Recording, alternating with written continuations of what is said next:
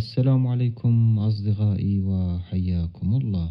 نستعرض لكم في هذا الفيديو موعد وتفاصيل مباراة برشلونة وختافي القادمة.